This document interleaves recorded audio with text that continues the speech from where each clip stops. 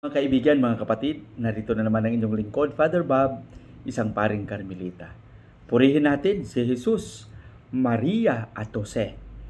Nasa ikawalong araw na tayo sa buwan ng Mayo, araw ng Miyerkules, 2024.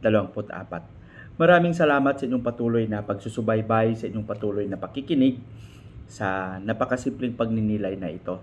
Nakakatuwa na naging kabahagi rin kayo ng misyon na maipaabot ang napakasimpleng pagninilay upang makuha natin, maibahagi din sa inyo ang mensahe ng ating mga pagbasa. Tuloy-tuloy lang tayo sa pag-share at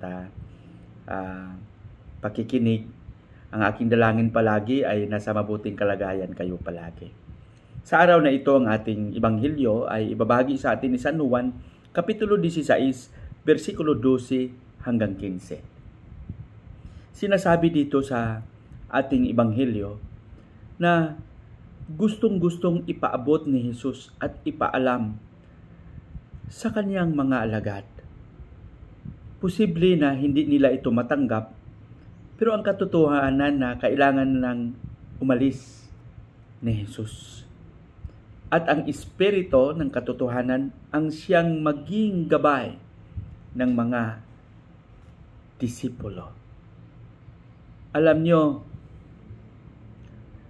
ang Panginoon, dahil sa kanyang pagmamahal sa atin, hindi niya kayang iiwan tayo na walang-wala.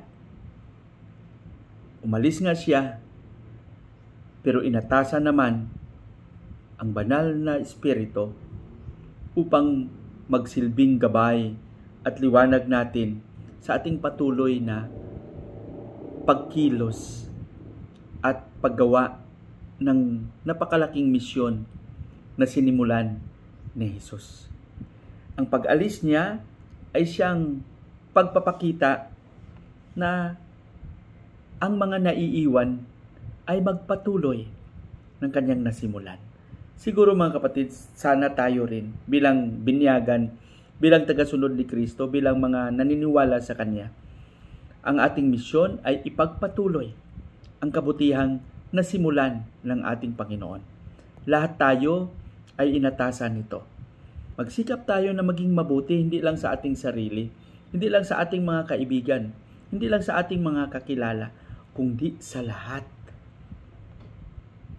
Napaka-awkward, pakinggan, pero sana maging totoo tayo sa pagtupad ng ating tungkulin, na maging mabuti tayo sa lahat ng ating ginagawa. Pagsikapan natin ito.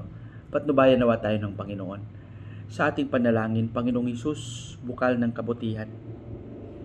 Maraming salamat sa pagturo mo sa amin at paggabay sa katotohanan. Maraming salamat sa Espiritong Banal na siyang naging liwanag namin upang maipagpatuloy ang misyon ng kabutihan na iyong sinimulan.